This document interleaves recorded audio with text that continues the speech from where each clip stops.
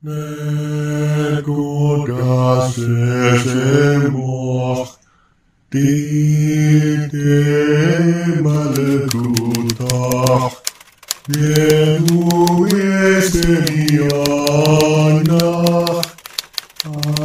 Aikano debas mayo Ofambaro abolen lah moda sumponan Yaumono sebuah halan Aubain wasosan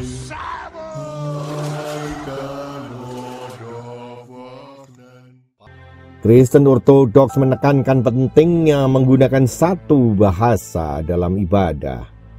Kristen Ortodoks Rusia yang dikenal sebagai Kristen Ortodoks Timur menggunakan bahasa Slav sebagai bahasa resmi dalam ibadah.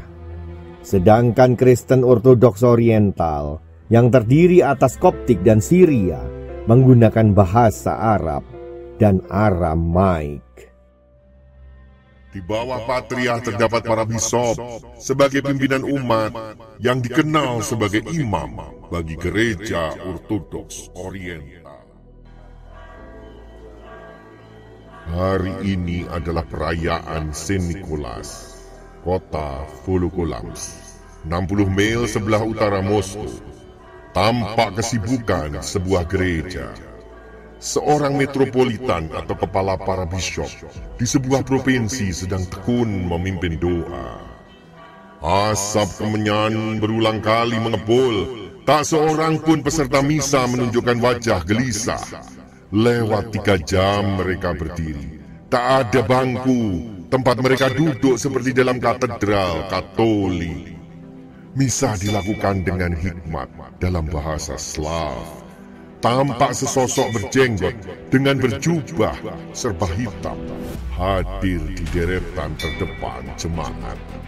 Bishop Auxentius, salah satu tokoh gereja Ortodoks, dikenal sangat cerdik dalam diplomasi. Semasa Partai Komunis berkuasa, dia justru bisa mengambil hati para pimpinan partai. Tak seorang pun ada tentara merah yang dirasa perlu ditempatkan untuk memantau biarannya. Bishop Auxentius bagi para pemimpin komunis sangat disegani. Berkat jasanya pula, Paus di Roma sebagai pemimpin umat Katolik sedunia dapat menjalin komunikasi dengan para penguasa komunis, sehingga katedral di Moskow aman dari gangguan tentara pendukung revolusi Rusia. Bishop Auxentius selalu tersenyum ramah kepada siapapun dalam masa pemerintahan apapun. Dia menguasai bahasa Arab dan Syria, terutama Syria karena gereja dan biara Kristen Ortodoks sangat banyak di negeri ini. Tersebar sampai ke Lebanon dan Yerusalem.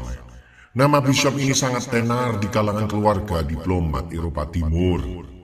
Aura mistik selalu meliputi pengikut Ortodoks, sehingga bagi penganut Katolik Roma mereka dinilai terlalu klinik. Lepas dari semua itu, Bishop Auxentius telah meramalkan bahwa kelak Partai Komunis Rusia akan runtuh. Tak lebih dari 10 tahun, dan ternyata terbukti.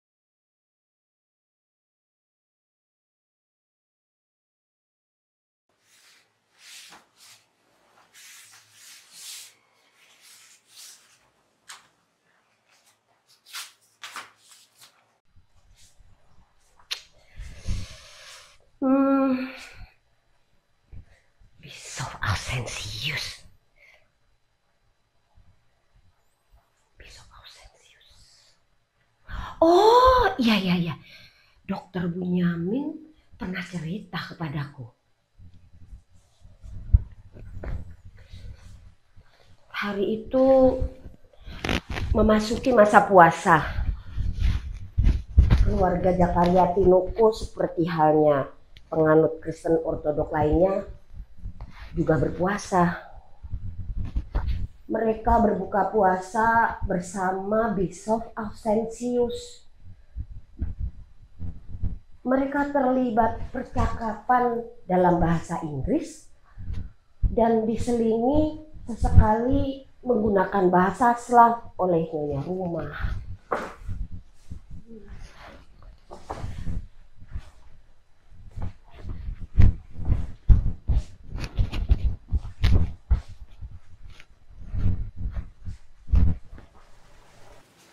Tiba-tiba Bishop Ausentius menghentikan percakapannya. Mata cekungnya menatap tajam ke arah Bunyamin Tinoko. Nyonya rumah terheran-heran, lalu bertanya, "Ada apa, Bishop?" Bishop Ausentius membuat tanda salib kepada Bunyamin Tinoko sambil memuji Tuhan. "Ya Tuhan, berkatilah keluarga ini. Bunyamin, kelak kau akan menjadi orang yang luar biasa. Aku melihat kau akan menjadi seorang Slav.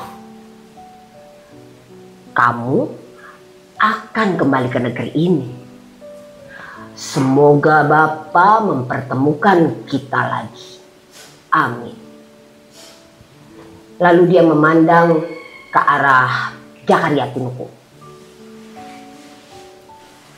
"Jaga anakmu baik-baik. Ingat kata-kataku tadi. Dia akan menjadi orang Slav. Benar-benar Slav."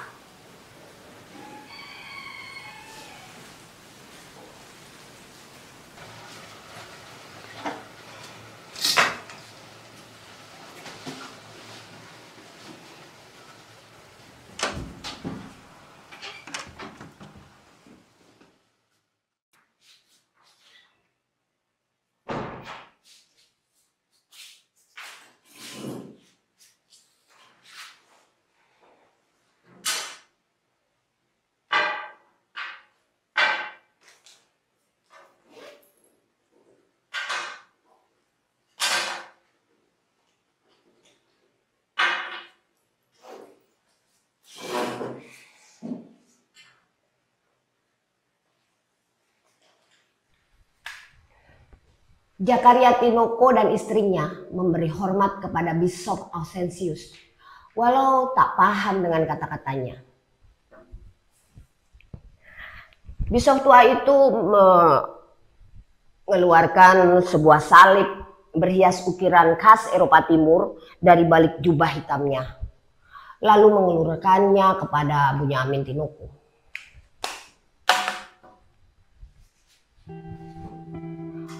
"Bunyamin, terimalah benda ini.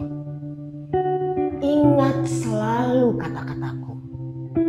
Bila kamu berdoa, pegang selalu benda ini." Bunyamin menerima benda itu. Bishop Ausentius memberikan berkat kepadanya sambil membisikkan sesuatu. "Bunyamin anakku, kekuatan jahat tidak akan pernah menang. Kelak kita akan bertemu lagi." Pesan Bishop Ausentius itu selalu diingatnya. Salib berhias logam miliknya selalu dia bawa kemana-mana, sehingga nama Bishop itu tidak pernah dia lupakan.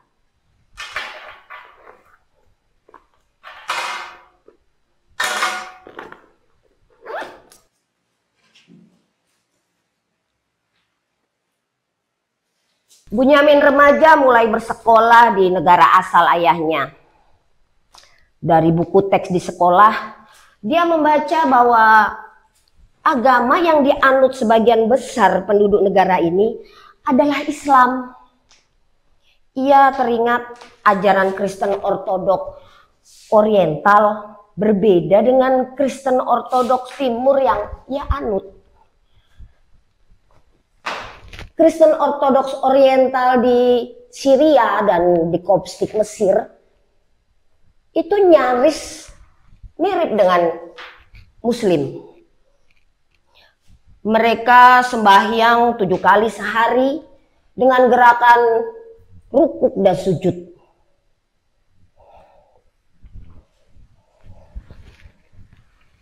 Itu saja gambaran yang dia peroleh. Baginya, agama tidak untuk dibentur-benturkan, sehingga menjadi topik pertempuran. Jangan pernah memaksakan kehendak. Siapa yang memaksakan kehendak akan mengalami benturan hebat.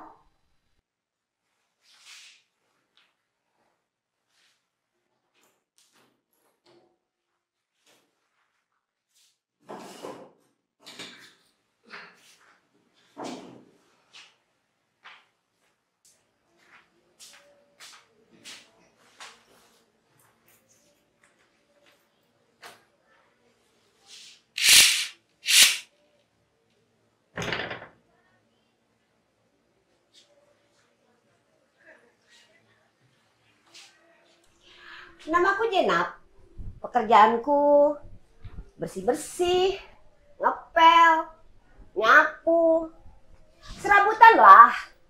Istilah kerennya office girl. Walau aku cuma tukang bersih-bersih, tapi aku punya satu kelebihan. Pengetahuanku banyak. Meskipun sekolahku cuma sampai kelas 5 SD. Itu juga nggak lulus karena bapakku sopir janda simpanan dipecat sama majikannya gara-gara nggak becus dari mata-mata.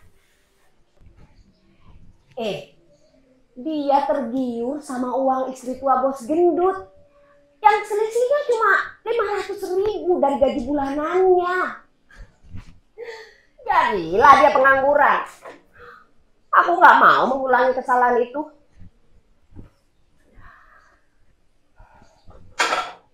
Banyak orang bilang, jangan tanyakan apa yang negara bisa berikan kepadamu. Tapi, apa yang bisa kamu berikan kepada negara? Lihatlah Dokter Bunyamin. Dia bisa memberikan banyak kepada negara. Tapi mata negaraku tidak setajam mataku. Mata yang biasa mengintip dari celah pintu. Mata cerdik. Mata negaraku tidak tahu di mana itu ilmuwan pintar.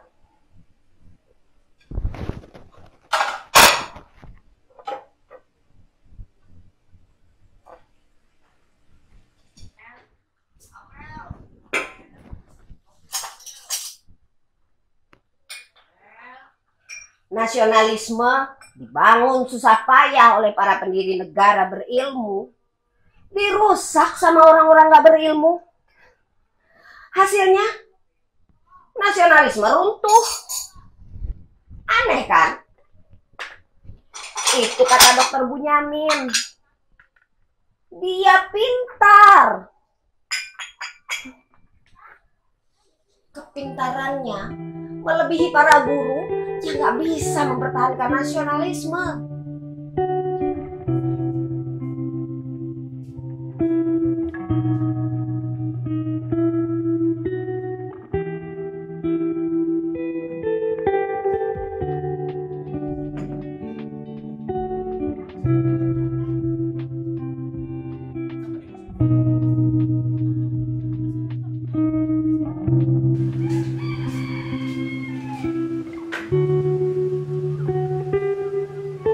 Dalam hal nasionalisme, Amerika kalian jadikan contoh. Itu dia. Padahal mereka nggak punya sejarah sebesar negeriku.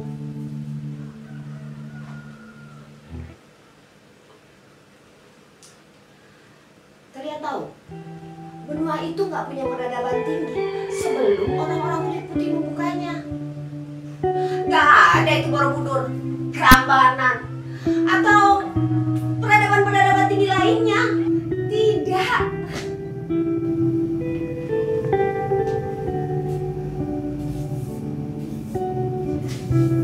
Jadi bagaimana mereka semaju itu? Mereka terdiri dari para imigran yang ditekan Eropa dan dunia lainnya. Mereka tahu rasanya tidak dihargai. Maka mereka selalu menghargai setiap individu.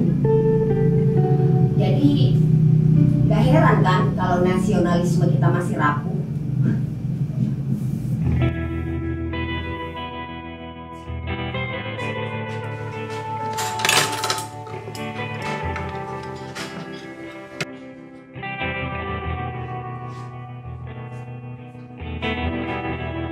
Waktu Dokter Bunyamin diwisuda sebagai dokter spesialis, aku ikut senang. Bahkan aku ikut mengicipi makanan di acara pesta itu. Mewah sekali bagiku. Aku juga ingin mengucapkan selamat pada dokter sahabatku itu. Tapi dia menghilang selama pesta. Aku melihat dia terlibat percakapan serius dengan manusia kardus.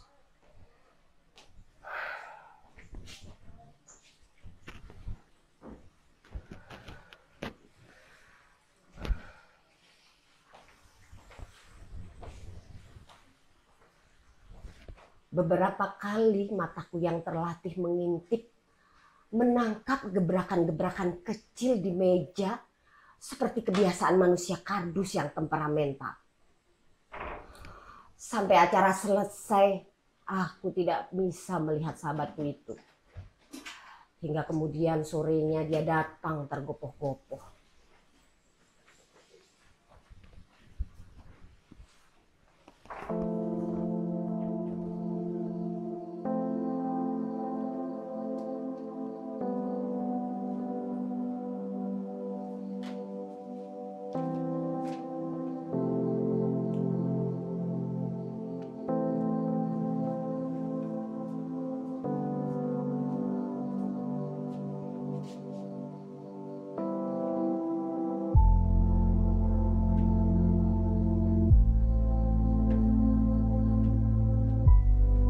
Dia memberiku secari kertas dan tanpa basa-basi bicara. Jenab, aku akan pergi ke Rusia. Imam Kamzah telah mengatur keberangkatanku. Teman-temanku telah menyediakan semuanya. Rumah, tempat praktek, rumah sakit, dan lembaga penelitian. Aku juga akan mengajar di beberapa sekolah dokter di Rusia.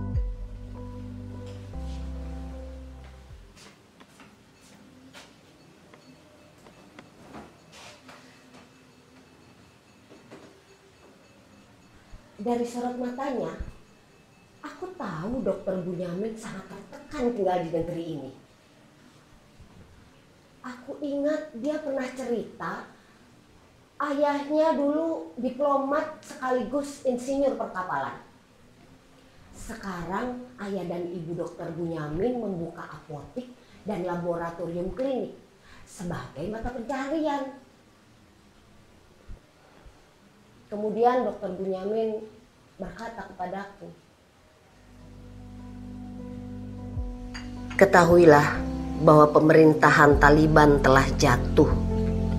Beberapa antek Taliban menyusupi organisasi pengajian di negeri ini, termasuk teman-teman manusia kardus yang beraliran Wahabi dengan pola pikir radikal.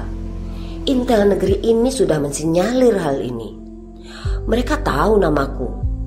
Mereka tahu bahwa penemuanku bisa mematikan saraf para teroris dari jarak jauh tanpa meninggalkan luka dan sangat terarah.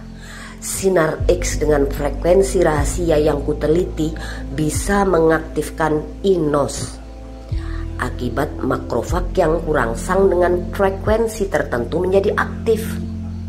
Enzim ini bisa membuat seluruh pembuluh darah manusia melebar dan menurunkan tekanan darah dengan sangat cepat yang berakibat kematian. Suatu kematian yang tak bisa dilacak dari mana sumbernya. Aku terkejut, melongo. Lalu Dokter Bunyamin melanjutkan, musnahkan file bernama NOS makrofag. Tolong hancurkan. Taliban sudah mengirim utusannya melalui manusia kardus. Manusia kardus mengira aku menyimpan data di dalam laptop. Sementara sebagian besar data kusimpan di ruang residen bersama data residen lainnya. Aku masih terbengong, tapi juga ikut tegang mendengar kalimat-kalimat Dokter Bunyamin yang emosional. Lalu dia membuka tasnya, mengulurkan selembar kertas kepadaku.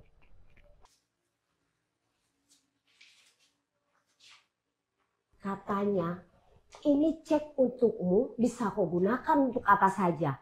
Kelak kau bisa menemuiku di Rusia dengan uang dari cek ini. Aku kebingungan dengan cek di tanganku. Rupanya Dokter Bunyamin tahu apa yang aku pikirkan. Kamu bisa tanya sama temenmu yang pernah kerja di Saudi bagaimana cara mencairkan cek itu.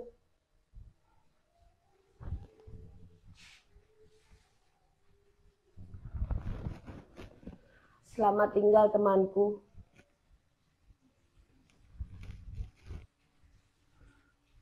Dokter Bunyamin menjabat tanganku, lalu segera menghilang dari pandangan. Dia seperti dikejar setan.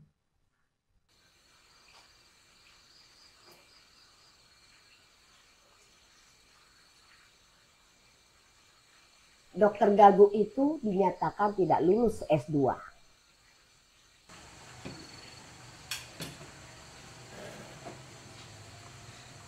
Kata banyak orang, dulu waktu S1-nya dia bisa jadi nyogok. Karena abah dan uminya gak mau dia gagal jadi dokter. Malah harus jadi dokter spesialis.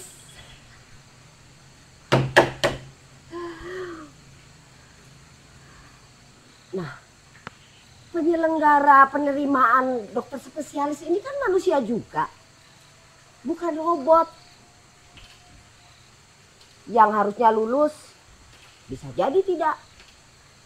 Yang harusnya ditendang dari tempat ini, malah didudukan sebagai raja.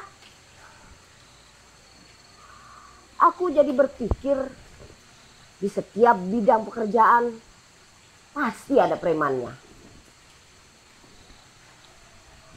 Kalau di dunia OB, bolehlah si Hotang atau si Ucup jadi preman atau ketuanya lah. Kan mereka kenal dekat dengan ketua pengawas. Tapi ini kan di sini kelompok manusia-manusia berilmu tinggi yang harusnya jadi raja ya orang yang paling pintar, bukan manusia kardus.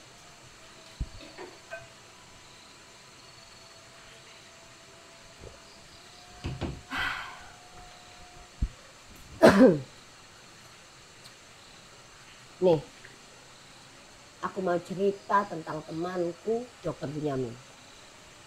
Dokter ini paling dibenci oleh manusia kardus. Tapi manusia kardus kesulitan menendang dia dari sekolah ini karena temanku itu hebat.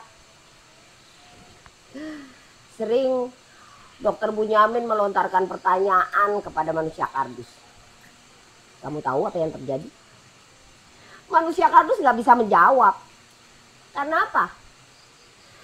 Dia sekalipun nggak pernah melakukan praktek, bahkan menjadi dosen. Ada juga nih,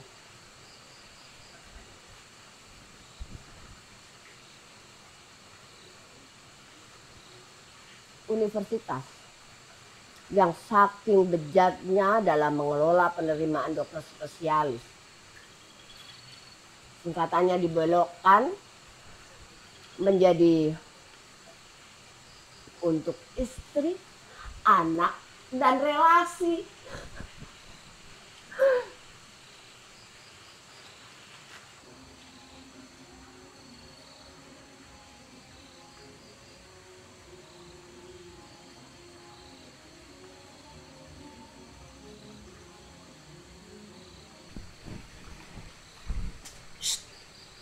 Sehari sebelumnya, aku disuruh manusia kardus memalsukan pengumuman, mengganti nama peserta ujian dengan nama peserta lain di tempat fotokopi.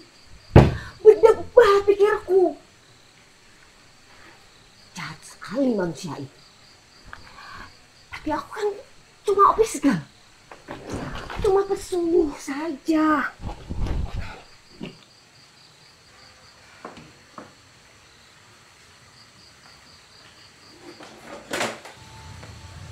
Ceritakan saja semua data yang kuperoleh kepada sahabat baikku Dokter Bunyamin. Dokter Bunyamin menghela nafas panjang.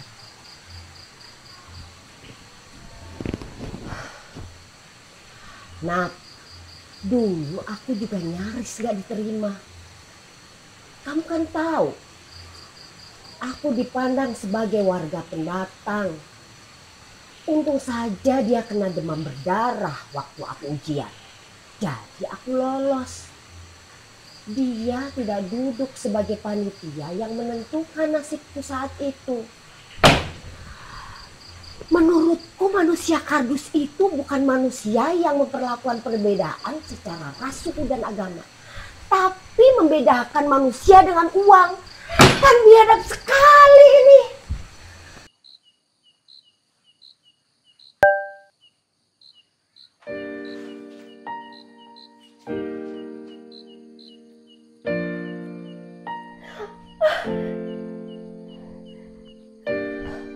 Alhamdulillah, Dokter Bunyamin mengirim email.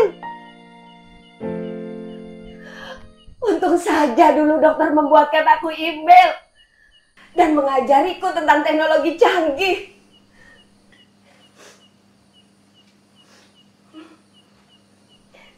Sebentar, aku baca dulu email dari Dokter Bunyamin.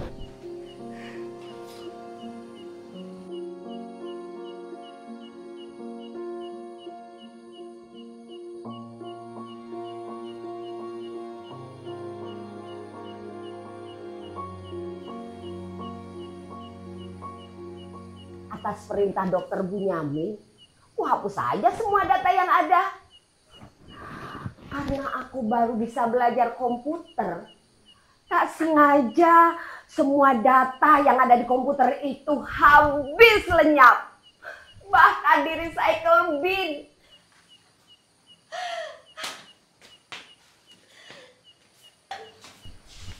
La la la la la la la. Karena aku pandang kerlip bintang nun jauh di sana. La la la la la. Para dokter residen itu mencak-mencak kebakaran jenggot. Semua data tesis mereka hilang. Mereka pun saling tuduh. Maka terjadilah keributan hebat antar sesama.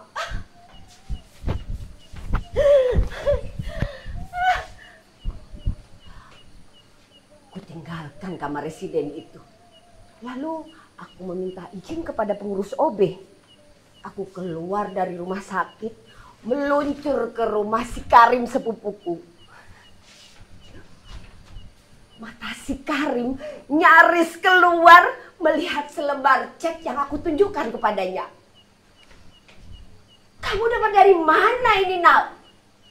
Ini nilainya 30 miliar. Kamu kaya raya sekarang. Lalalala.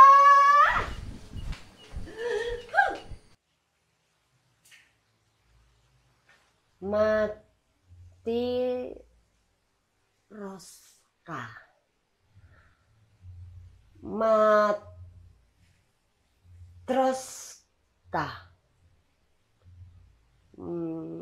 Matroska. Namanya sulit. Aku banyak melihat boneka Matroska di rumah Dokter Bunyamin.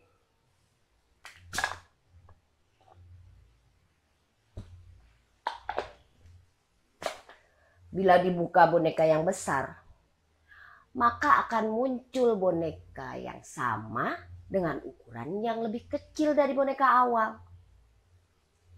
Lalu bila kita buka lagi, muncul lagi boneka yang bentuknya sama dengan boneka tadi, tapi ukurannya lebih kecil. Demikian juga seterusnya, sampai kita menemukan boneka yang paling kecil. Biasanya ada 6 boneka, tapi ini cuma 4 boneka. Dokter Bunyamin pernah bilang begini, "Nak, jadilah manusia yang berprinsip seperti boneka Matryoshka.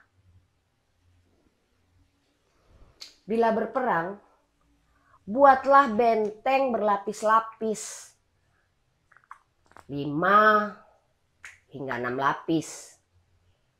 Demikian juga untuk mencapai sebuah tujuan, buatlah strategi berlapis-lapis, 5 hingga 6 lapis, bahkan lebih.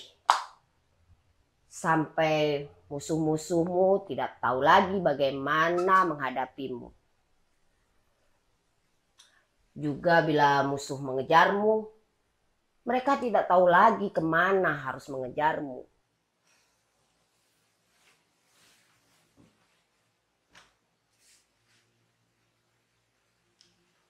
Otak kanan itu adalah pusat perasaan sekaligus pusat ide kreatif, Nak.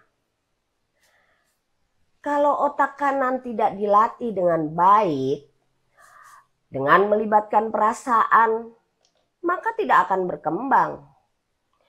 Tidak akan kreatif menciptakan sesuatu yang baru. Lalu kegiatan latihan apa yang bisa kita lakukan untuk melatih otak kanan agar kreatif, Dok?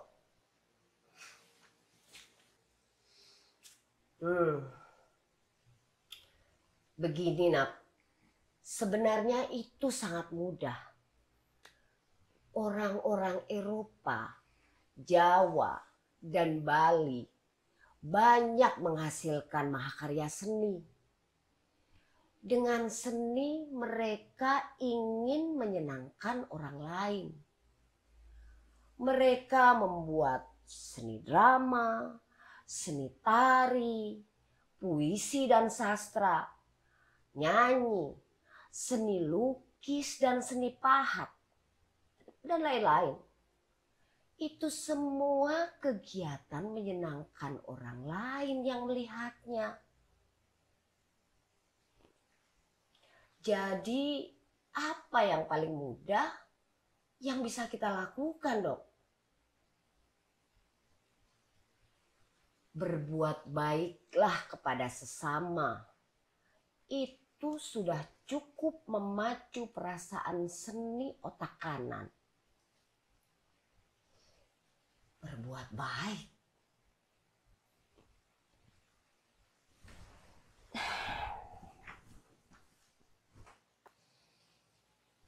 Ya,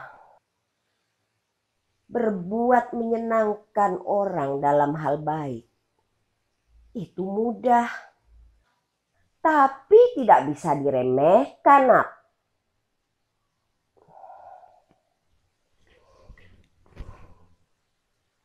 Aku mengangguk. Aku paham. Dokter Bunyamin Tinuku tersenyum. Sebuah kenangan sebelum dia pergi jauh. Jauh sekali ke Rusia. Jauh. Jauh. Jauh.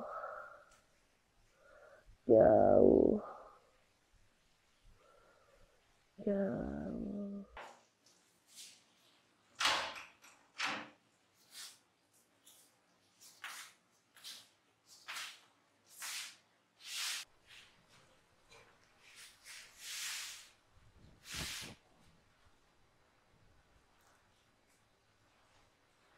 Pemerintah mengumumkan bahwa di sebuah situs internet bernama Al-Karim, teroris bernama Nazar menyebutkan adanya 4 orang dokter telah mereka hukum karena gagal menjalankan tugasnya.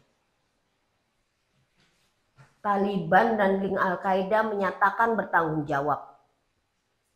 Situs itu menyebutkan akan terus mengejar musuh Taliban kemanapun yang bernama Bunyamin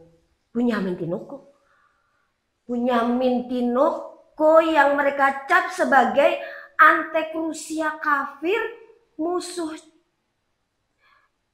abadi Taliban yang mendukung perjuangan Republik Chechen melawan Rusia dengan motif agama. Peneliti senior Badan Intelijen Negara resmi menyebut mereka beraliran Wahabi dengan pola pikir radikal.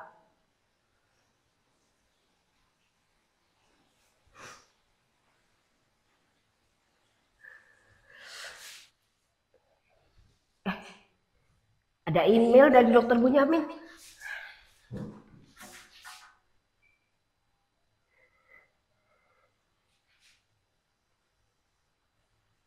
Zainab, aku sekarang ada di Moskow, Rusia. Aku hidup seperti biarawan tanpa aliran listrik. Sehari-hari aku sembahyang 7 kali dalam sehari, mengikuti kegiatan para imam gereja di situ. Membaca Injil dalam bahasa Arab mirip sekali dengan Muslim yang sedang mengaji Al-Quran. Kamu pasti heran kan, Nat?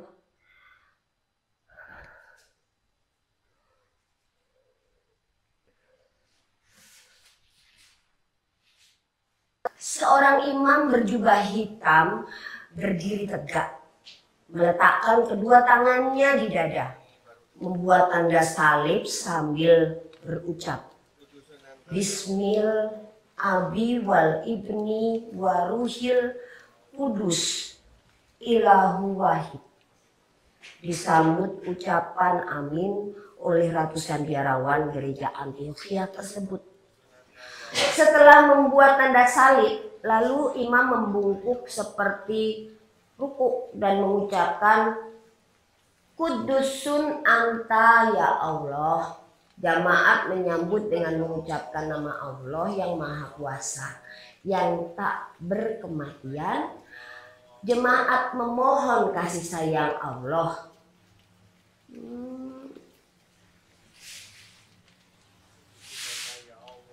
Imam berdiri tegak dan menadahkan tangan lagi, lalu bersujud, diikuti seluruh jemaat.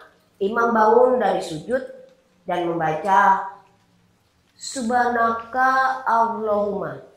Jemaat menyahut bersamaan Robbaniyah, doa Bapa kami versi bahasa Arab.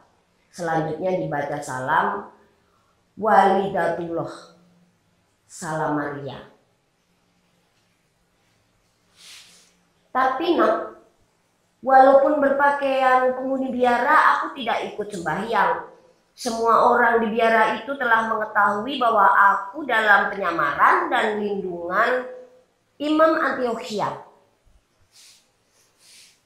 Bagaimanapun ada perbedaan meyakinkan dan bahasa yang digunakan dalam bahasa dan ibadah. Di sini para wanita ortodoks Oriental diwajibkan mengenakan penutup kepala berwarna hitam. Gereja menurut mereka adalah suci dan siapa masuk rumah Tuhan harus dengan hati bersih dan juga fisik. Memasuki gereja ortodoks Oriental dilarang mengenakan sepatu. Para imam harus memelihara jenggot. Gereja ortodoks Oriental berpisah dengan gereja Katolik Roma dan gereja ortodoks Oriental Timur pada abad ke-5. Gereja ortodoks Oriental tidak mengakui hakikat Isa Al-Masih sebagai Tuhan dan sekaligus sebagai manusia, dan menolak hasil keputusan Konsili Kalsedon. Tertulis pula dalam manuskrip bahwa gereja Katolik Roma mengucilkan ekskomunikasi. Gereja Ortodoks Oriental ditulis dalam bahasa dan huruf Arab. Sedangkan Katolik Roma ditulis dalam bahasa dan huruf Latin. Kristen Ortodoks Timur menggunakan bahasa Slav dan huruf Yunani kuno yang menunjukkan terjadinya proses Helenisasi dalam agama ini. Jena, kamu pasti heran jika di sini setiap malam aku mendengar suara lantunan ayat-ayat suci dalam bahasa Arab. Jelas bukan ayat Al-Quran, melainkan Injil berbahasa Arab. Suatu kehidupan baru yang aku alami.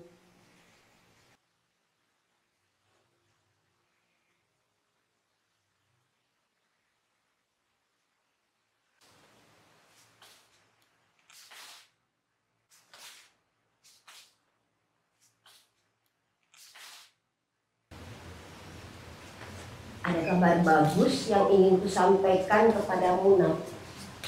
Agen-agen KGB menyebarkan berita kepada salah seorang imam dalam gereja Antiokhia bahwa keadaan relatif aman. Taliban tak terlalu gencar menyerang kaum Ortodoks Timur. Gerilyawan Chechen terpukul mundur. Seluruh dunia sepakat bahwa pemikiran radikal ala Taliban dan Al-Qaeda sangat sempit dan membahayakan umat manusia. Badan intelijen negara-negara di Asia, termasuk yang mayoritas muslim, mengawasi gerak-gerik para teroris dengan ketat.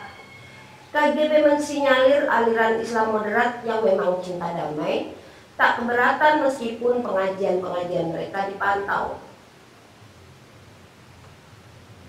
Sedangkan kelompok pro-Wahabi yang beraliran radikal tampak bereaksi tak senang atas keputusan pemerintah. KGB menebar berita secara serempak dan ribuan agen di seluruh dunia mengetahui hal ini.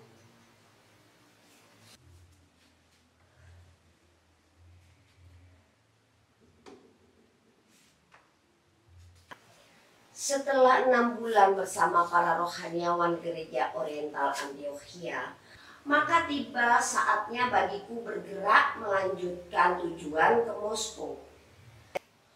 Aku selalu berdoa kepada Tuhan agar menyelamatkan diriku dari kejaran manusia yang gemar berbuat kerusakan di bumi ini. Aku berdoa dengan bahasa Slav tentunya. Nah, kamu ingat bukan? Aku pernah bilang tentang kata-kata Bishop Ausentius 20 tahun yang lalu. Aku akan menjadi orang Slav.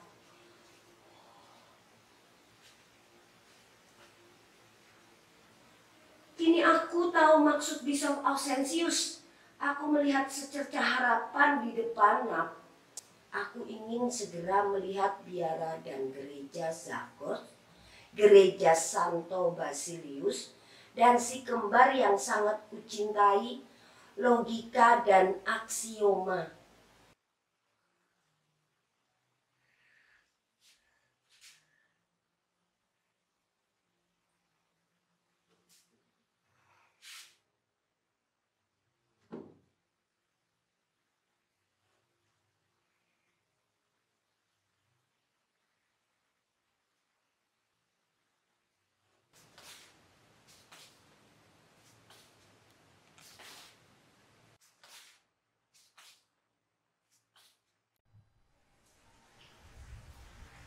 Aku ingat waktu dokter Bunyamin memberikan boneka ini. Dia bilang, "Nak, semua agen KGB bisa kau kenali dengan petunjuk Matrioska ini, Nak."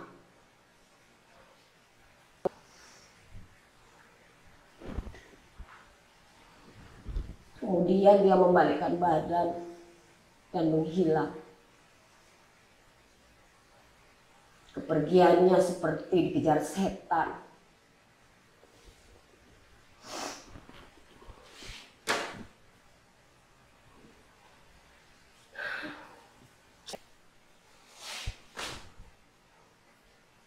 Kalau dokter Bunyamin pergi dari negara ini, lalu bagaimana dengan diriku?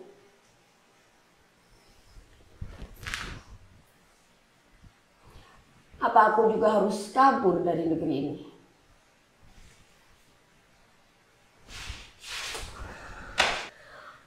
Atau aku buang saja boneka ini?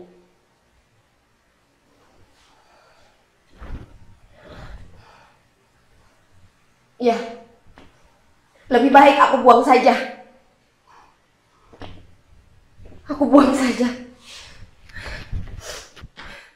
2, 3, 5, 10, 30, 60, 66.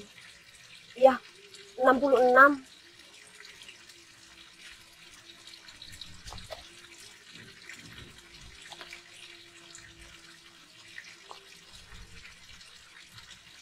Satu, 2, 3, 4, 5, 10, 50, 55.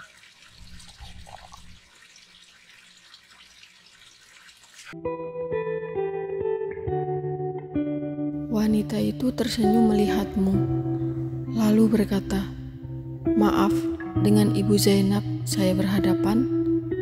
"Iya benar." Aku menjawab sambil berpikir, apakah dia orang pribumi seperti aku? Perempuan itu berkacamata hitam. Aku tak bisa melihat sudut matanya. Ia mendekatiku dan berkata nyaris berbisik, "Saya Matrioska 66. Anda paham?" Pikiranku bergerak cepat. Tadi malam aku menyentuhmu dengan tasbih boneka induk berjumlah 66. Belum sempat aku berkata-kata, dia sudah mengejar. "Ibu Zainab, segera kemasi barang-barang Anda. Jangan lupa cek dari dokter Bunyamin di Nuku. Ikuti saya sekarang." Pesawat mendarat di Bandara Syukur. Di lobi hotel, 2 orang berkacamata hitam telah menantiku. Mereka masing-masing memperlihatkan kartu identitas mirip dompet yang bisa dibuka. Lalu mereka menunjukkannya kepadaku tanpa berkata-kata.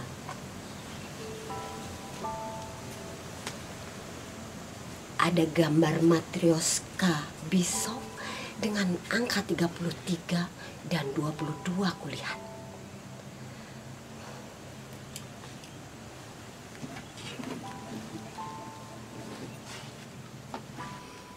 Mereka membawaku ke sebuah rumah keluarga keturunan Jawa Belanda, yaitu Pak Sudarnoto dan istrinya Yance Lumimpau keturunan Manado Belanda.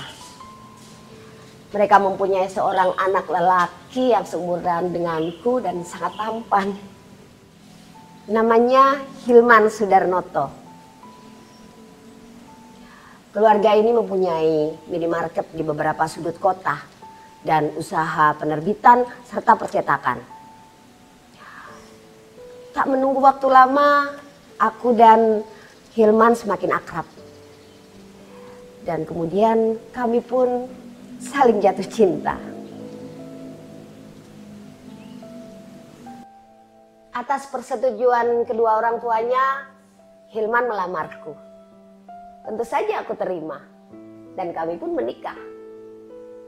Aku tahu Hilman penganut Katolik Roma dan Hilman juga tahu aku seorang muslimah yang tidak mungkin berpindah agama. Setiap hari Hilman mempelajari tentang agama yang kupeluk lewat buku-buku debat internasional. Dia sangat paham perbedaan kami. Tapi kami tidak pernah saling menawarkan untuk berpindah agama.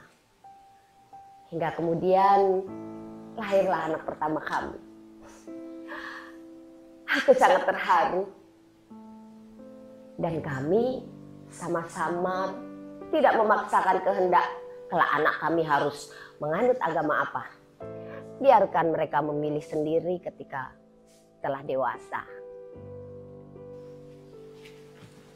Setelah kelahiran anak kedua, kami memutuskan pindah ke Amsterdam. Kami membuka usaha penerbitan dan percetakan di sini.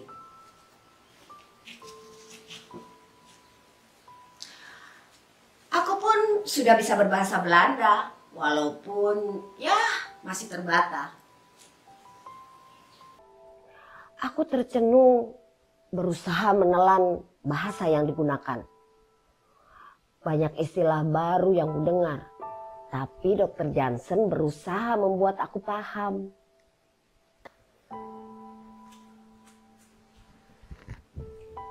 Ada yang ingin saya tunjukkan lagi, kata Dr. Jansen. Aku semakin terkejut ketika melihat gambar wajah manusia kardus terpampang di slide berikutnya. Ternyata gambar irisan otak manusia tadi itu otak manusia kardus. Dr. Jansen kembali menjelaskan rangkaian peristiwa penyakit yang diderita oleh manusia kardus. Hingga tewas karena dibunuh oleh orang-orang yang pro Taliban.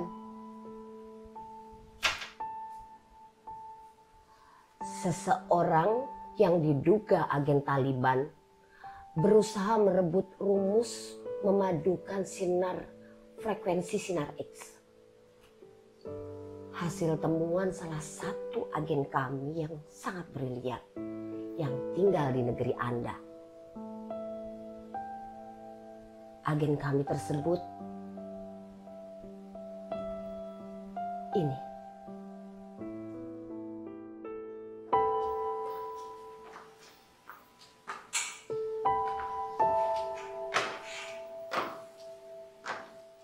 Ada ruangan cukup besar di balik pintu yang terbuka. Aku melihat seseorang berjubah dengan penutup kepala hitam mengenakan kalung salib besar. Saat aku berusaha mengingat-ingat karena seperti pernah melihatnya, ada seorang lagi muncul. Seseorang yang wajahnya seperti aku pernah mengenalnya. Dia berjalan menghampiriku. Orang itu terus menghampiriku dan tersenyum. Aku terus mengingatnya. Wajah itu... Ya, dia. Aku mengenalnya. Dia, Dokter Bunyamin Tinoko. Aku berteriak sekencangnya sambil berlari dan langsung merangkulnya. Dokter, dokter. Aku menangis sejadi-jadinya. Kami tak bicara apapun. Aku terus menangis. Lelaki berjubah hitam membentuk gerakan tanda salib dan mengucapkan syukur dengan bahasa Slav.